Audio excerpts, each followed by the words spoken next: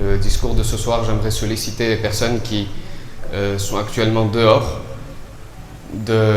d'entrer dès que possible afin que nous puissions commencer ce majlis et afin de faciliter la tâche aux intervenants ainsi qu'à ceux qui écoutent ainsi qu'au public. Sallu ala Muhammadin wa ali Muhammad.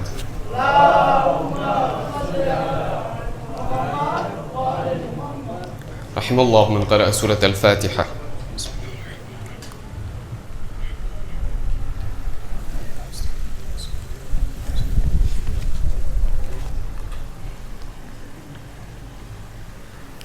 بسم الله الرحمن الرحيم الحمد لله رب العالمين الحمد لله الذي لا يبلغ مدحته القائلون ولا يحصي نعماءه العادون ولا يؤدي حقه المجتهدون الحمد لله الذي بعد فلا يرى وقربا فشهد النجوى تبارك وتعالى ثم الصلاة والسلام والتحية والإكرام على سيد المرسلين وخاتم النبيين وشفيع المذنبين الرسول المؤيد والنبي الممجد المصطفى الأمجد الذي سمي في السماء بأحمد وفي الأرض بأبي القاسم محمد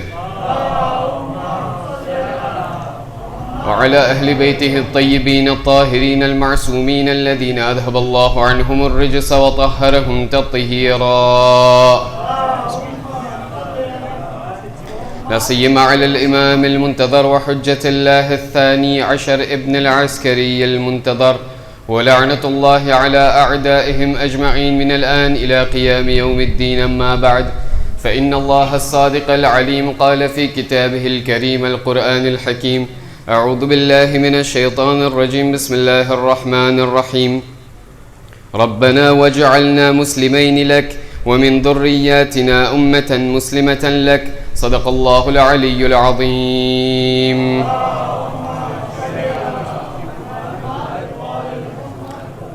Chers fidèles, chers croyants, assalamu alaikum wa rahmatullahi wa barakatuh.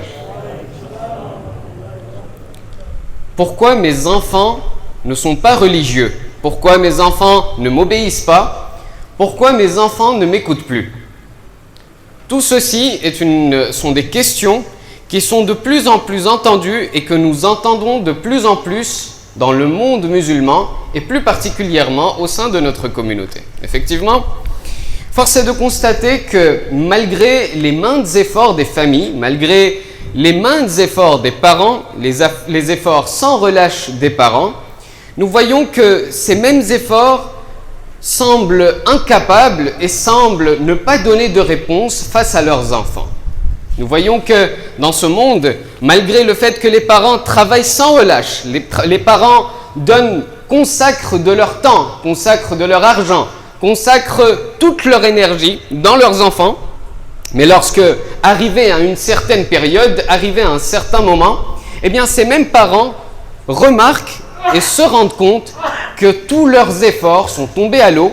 Aujourd'hui, ces mêmes enfants pour lesquels ils avaient consacré toute leur énergie, eh bien aujourd'hui, ces mêmes enfants ne les écoutent plus. Vous savez, lorsque on analyse le monde de nos jours, lorsqu'on analyse la façon dont le monde évolue actuellement, nous voyons que dès la naissance de l'enfant, les parents consacrent et commencent déjà leur nuit blanche. Oui ou non? Nous voyons que les parents commencent déjà leur nuit blanche, puis consacrent les meilleurs vêtements par exemple, consacrent la meilleure alimentation par exemple, et consacrent les meilleures des choses pour leurs enfants. Et lorsque ces mêmes enfants grandissent au fil du temps et au fur et à mesure, eh bien ces parents donneront la meilleure éducation à leurs enfants, donneront les meilleures écoles à leurs enfants et leur octroieront le meilleure atmosphère, un meilleur environnement. Et pourtant, nous voyons qu'arrivés à un âge adulte, eh bien les parents reviennent très souvent à la mosquée. Les parents reviennent très souvent auprès des ulama, auprès des savants et disent « Oh Ara, oh Maulana, nous voyons que nos enfants ne nous écoutent plus. Donnez-nous un ta'wiz qui nous permettra que nos enfants nous écouteront plus et nos enfants obéiront à nos ordres. » Vous savez, ce sujet, pourquoi avoir pris ce sujet pour cette nuit? Parce que depuis la première nuit, nous voyons que nous étudions la sourate Al-Baqarah dans le Saint-Coran. nous voyons que dans cette même sourate Al-Baqarah, Allah subhanahu wa ta'ala accorde une grande importance, accorde un grand intérêt à cette même éducation des enfants.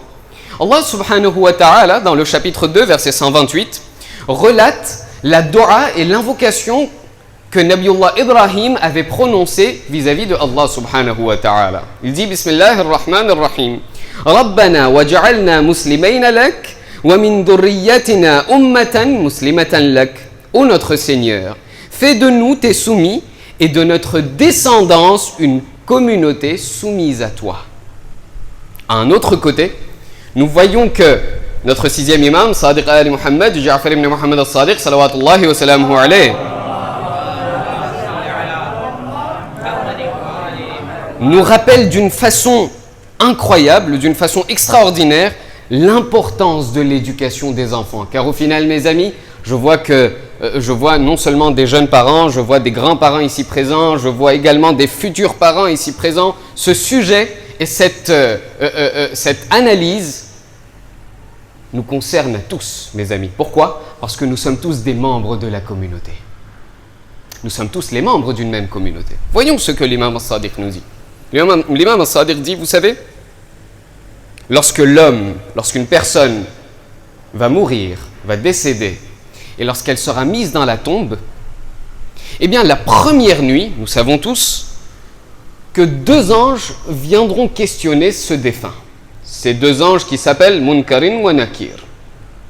Les compagnons demandèrent alors à l'imam al-Sadiq, ô imam, quelles sont les questions que les Munkarin wa Nakir vont poser à ce défunt, à cette personne ? L'imam al-Sadiq répondit 6 plus 3. Les compagnons répondirent alors, ô imam, 6 plus 3 égale 9. L'imam al-Sadiq rétorqua à nouveau, non, pas 9 questions. D'abord 6 questions, ensuite 3 questions. Étonnés et intrigués, tout comme vous en ce moment, les compagnons demandèrent à l'imam, ô imam, expliquez-nous, qu'est-ce que ça veut dire 6 plus 3?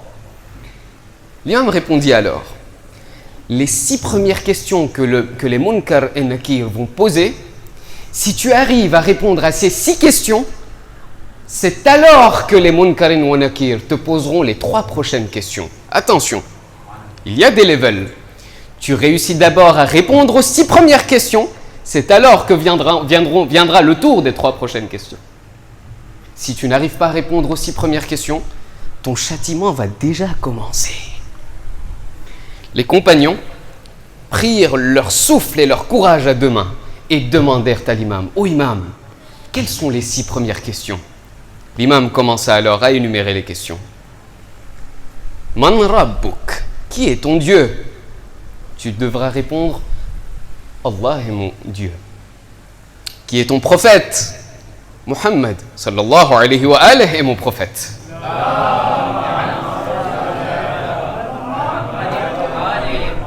Qui sont tes imams? Quelle est ta religion? Quelle est ta qibla? Ainsi de suite.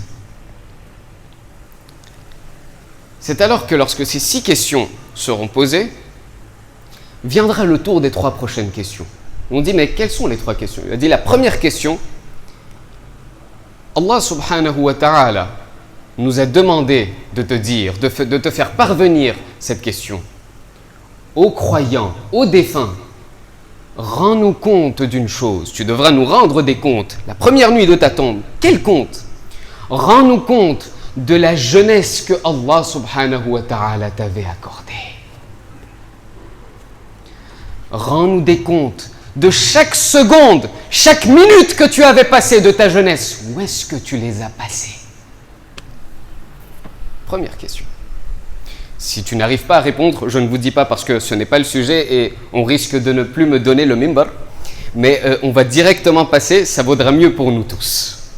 La deuxième question que les Munkarin wa Nakir demanderont aux défunts, ce que Allah subhanahu wa ta'ala t'avait accordé comme richesse dans ce bas monde, aujourd'hui, maintenant que tu es arrivé auprès de Allah, nous voudrions le hisab et le compte de chaque roupie que Allah t'avait donné. Deuxième. Et troisième et dernière question. Ô croyants, ô défunts, Allah subhanahu wa ta'ala, dans ta vie, 70 ans, 80 ans, 50 ans, 60 ans, 100 ans, Allah t'avait donné beaucoup de bienfaits. Allah t'avait accordé beaucoup de ni'mat. Allah avait déversé sa miséricorde sur toi. Allah t'avait donné une épouse. Allah t'avait donné des enfants. Allah subhanahu wa ta'ala t'avait donné une famille. Aujourd'hui, ô croyant, maintenant que tu es arrivé auprès de Allah, rends-nous des comptes. Où est-ce que tu as utilisé tout cela? Comment tu t'es comporté avec ton épouse? Comment tu t'es comporté avec tes enfants? Comment est-ce que tu t'es comporté avec ta famille? Ces enfants que Allah subhanahu wa ta'ala t'avait accordés, ne te dis pas que c'était tes enfants, hein? Ne te dis pas qu'il s'agissait de tes enfants. Ne te dis pas que ces enfants t'appartenaient. Non, ces enfants ne t'appartenaient pas. Ces enfants étaient un dépôt de la part de Allah subhanahu wa ta'ala. Aujourd'hui, nous voudrions que tu nous rendes des comptes. Qu'est-ce que tu as fait de ces enfants? C'est la raison pour laquelle, mes amis, il est essentiel, il est important pour nous de comprendre ce sujet, de comprendre le sujet de l'éducation des enfants, afin que nous puissions correctement rendre des comptes à l'avenir, au akhira, et afin que nos enfants puissent eux également suivre nos pas et les pas des Ahlul Bayt. J'aimerais quand même détendre l'atmosphère parce qu'en entendant Munkar Nakir, j'ai l'impression que vous voyez que je suis Munkar Nakir. Aidez-moi un tout petit peu avec un grand salawat ala Muhammad wa ali Muhammad.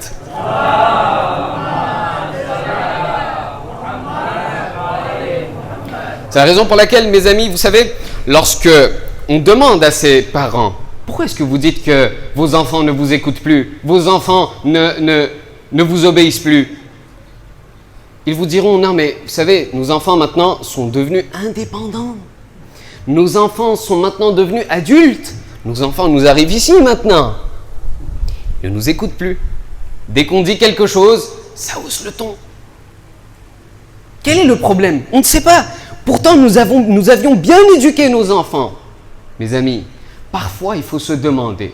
Je voudrais me poser la question à moi-même. Est-ce que l'éducation des enfants avait été accomplie pendant la jeunesse ou avant la jeunesse? Car mes amis, l'émir des croyants, Ali bin Abi Talib, salawatullahi wa salamuhu alayhi,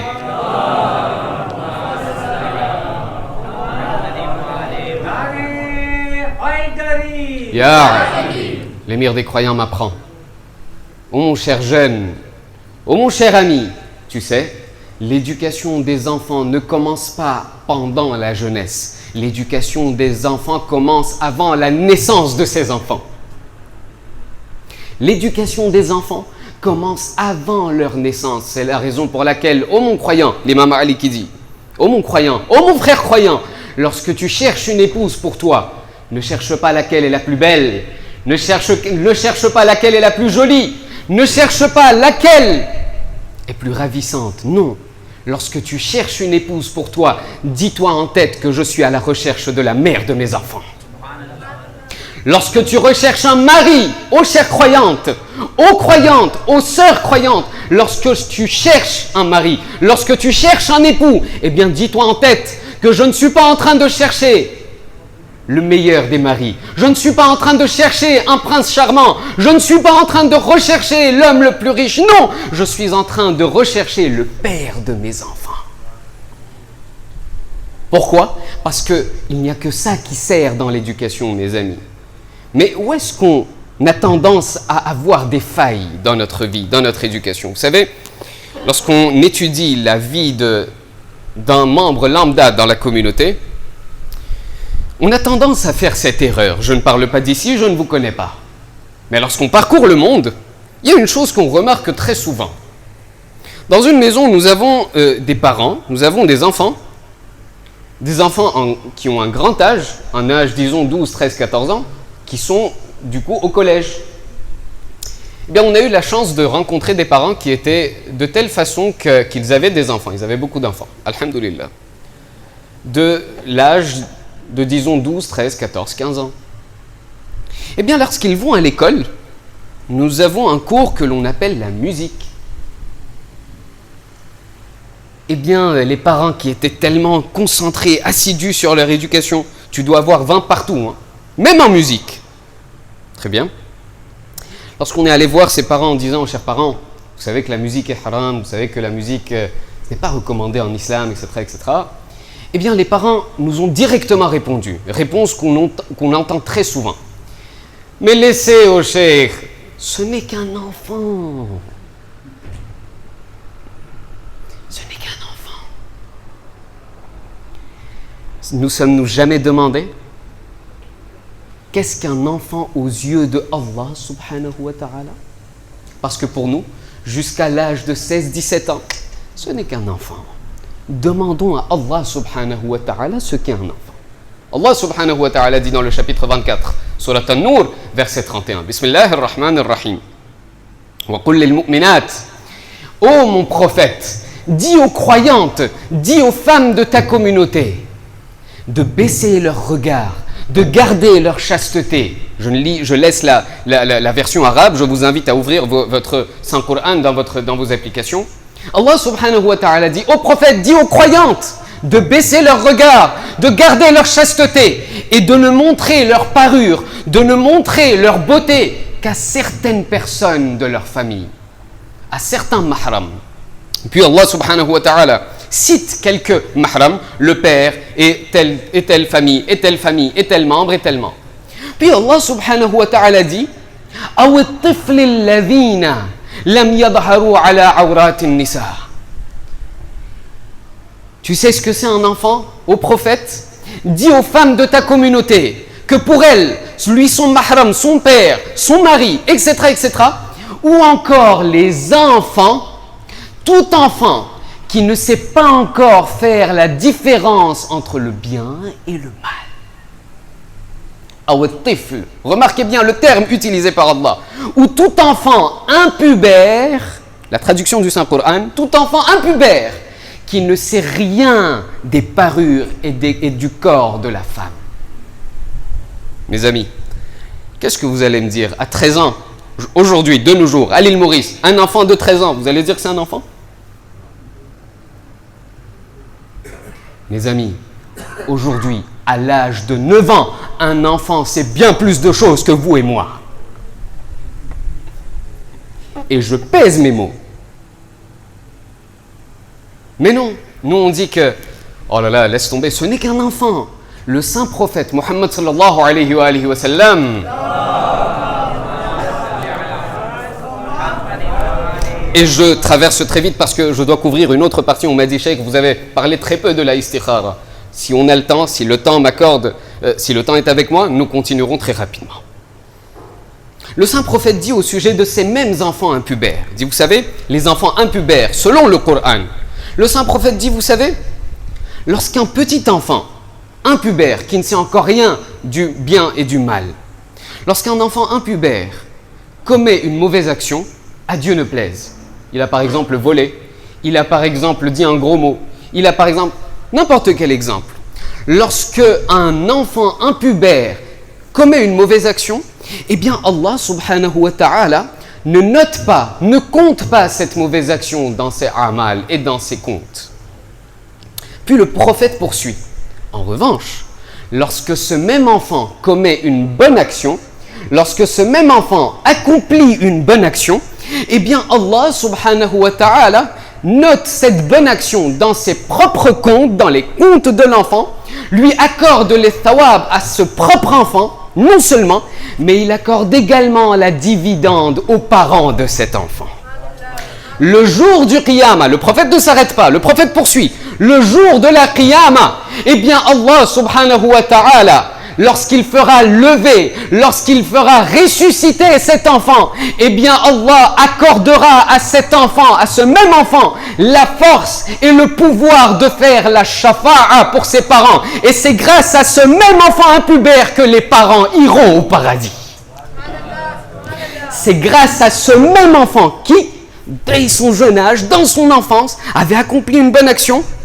Allah lui a dit le jour de la Qiyamah, ô cher enfant, ô cher ami, ô mon serviteur, il y avait autrefois, lorsque dans ton enfance tu avais accompli une telle bonne action, aujourd'hui, je te donne le pouvoir d'emmener tes parents au paradis grâce à toi.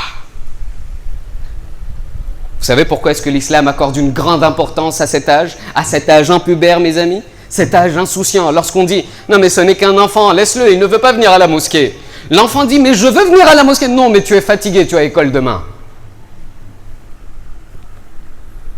Allah subhanahu wa ta'ala dit, l'islam dit, vous savez pourquoi est-ce que c'est si important cet âge? Parce que c'est à cet âge-là que l'enfant apprend plus vite et applique plus vite. C'est à cet âge-là qu'un enfant est comme une feuille blanche. Tout ce que vous écrirez là-dessus, ça sera enregistré. Cheikh Abbas al-Qummi, alallahu maqama, a écrit beaucoup de livres, à part le Mafatih al-Jinan. Il a également écrit un livre du nom de Muntaha al-Amal. Dans ce même livre Muntaha al-Amal, eh bien Cheikh Abbas Qummi relate plusieurs bonnes actions, plusieurs actions à faire lors de la Ghaiba, l'occultation majeure de l'imam al-Mahdi, ajjalallahu ta'ala farajahu sharif.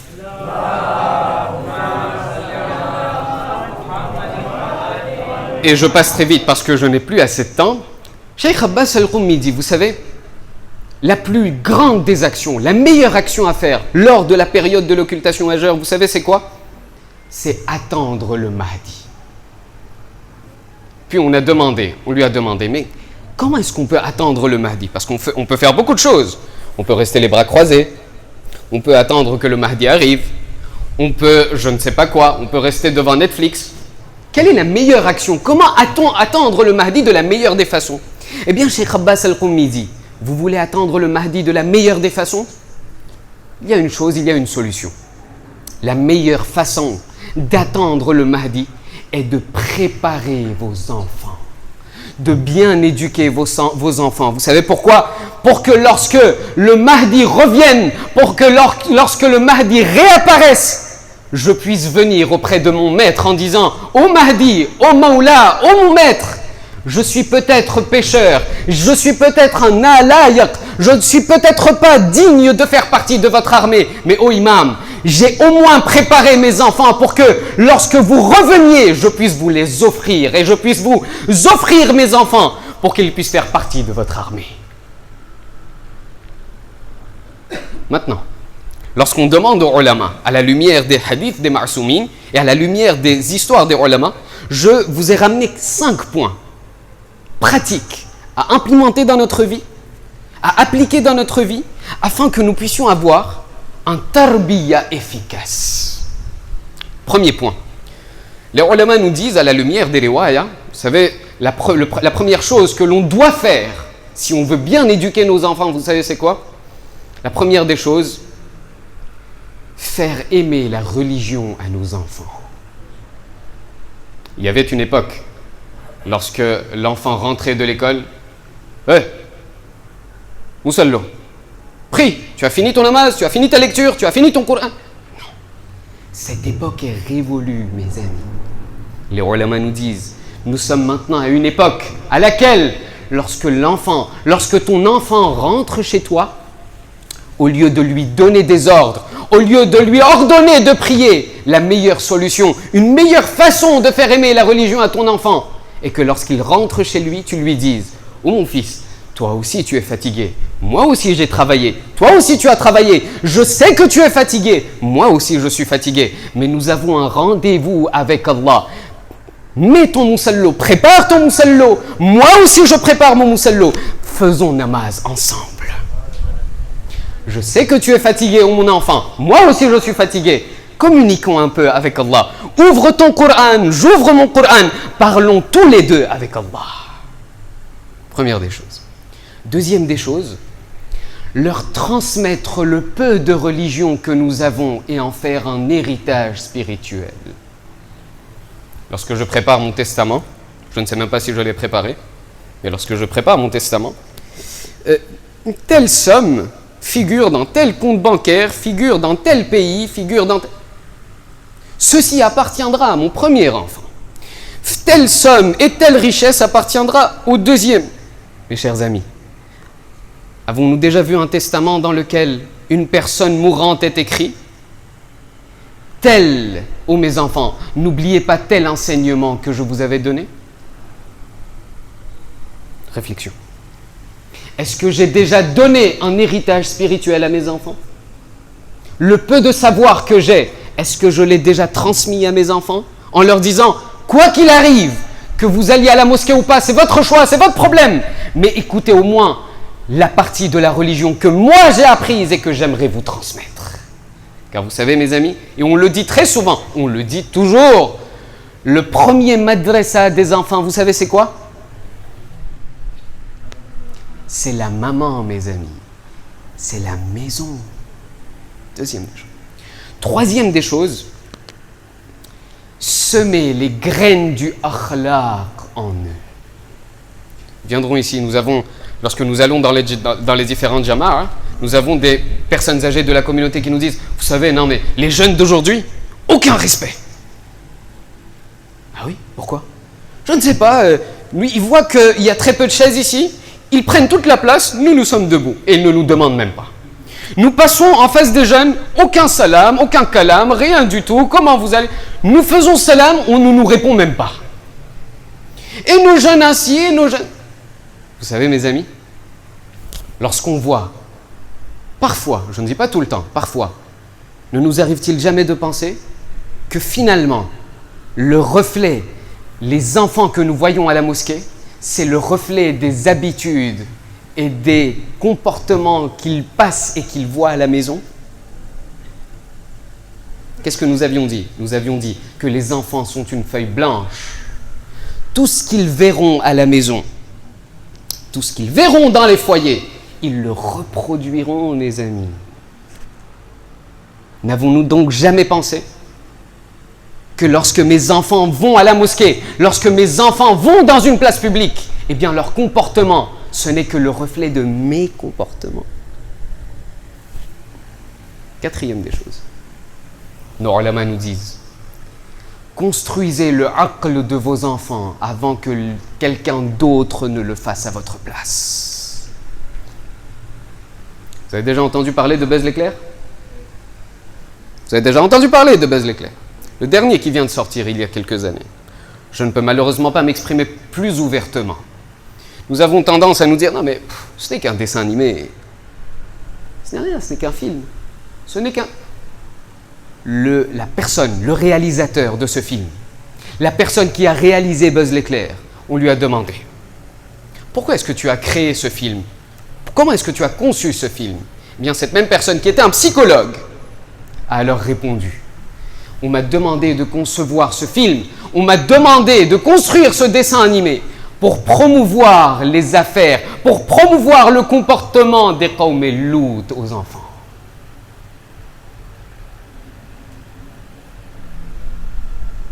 Je ne peux pas m'exprimer plus ouvertement. J'espère que le message est passé. Construisez le aql des enfants avant que quelqu'un d'autre ne le fasse à votre place. Et cinquième et dernière chose, mes amis, apprendre et inculquer la sainteté des Ahlul Bayt, alayhim as-salatu was-salam.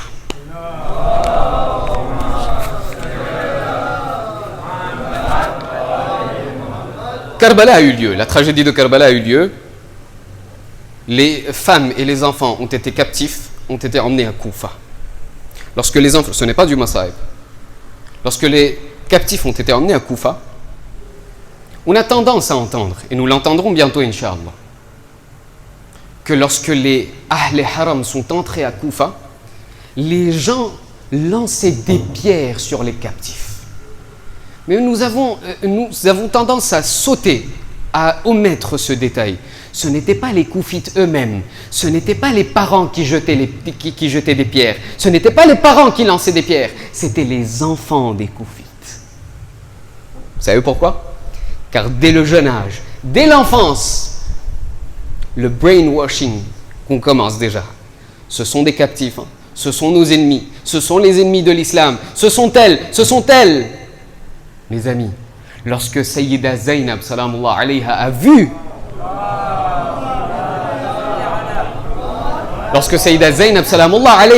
cette scène, vous savez ce qu'elle a dit? Elle a prononcé le verset, chapitre 16, verset 92. Je n'ai pas le temps de le lire. Sayyida Zainab a lu ce verset en disant « Ne soyez pas comme cette vieille dame, ne soyez pas comme cette dame âgée qui, lorsque la journée commence, lorsque le jour commence, eh bien elle commence à tricoter de la laine. Et dès que le soir arrive, elle défait tout ce qu'elle a fait depuis le matin. Tout ce qu'elle a construit depuis le matin, elle le défait. Vous savez ce que ça signifie? Vous savez ce que Sayyida Zainab voulait dire? Les samedis et dimanches arrivent, ou bien le samedi arrive, je ne sais pas quelle est l'habitude de l'île Maurice. Mais lorsque le jour de la madrasa arrive, j'emmène mes enfants moi-même à la madrasa. Lorsque je les emmène au madrasa, je les laisse au madrasa. Moi, peut-être, je ne sais pas, je me dis, ils vont garder mes enfants, c'est une garderie. Ils vont me dire, non mais au moins je me délaisse un tout petit peu de mes responsabilités. Voilà. Mais lorsque ces mêmes enfants rentrent à la maison, qu'est-ce que ces enfants avaient appris au madrasa? Ne volez pas, ne mentez pas, ne trichez pas, faites le hijab, le bi-hijabi c'est haram. Mais qu'est-ce qui arrive? Lorsque l'enfant rentre à la maison, il voit que le père lui-même est en train de mentir. Il voit que la mère elle-même est sans hijab. Qu'est-ce que l'on apprend aux enfants à la madrasa?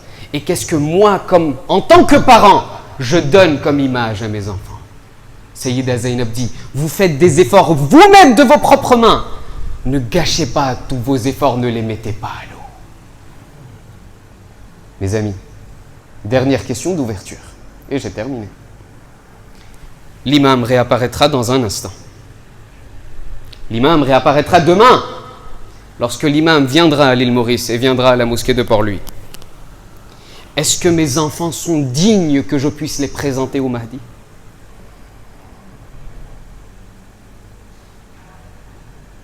هذا والحمد لله رب العالمين إن الله وملائكته يصلون على النبي يا أيها الذين آمنوا صلوا عليه وسلموا تسليما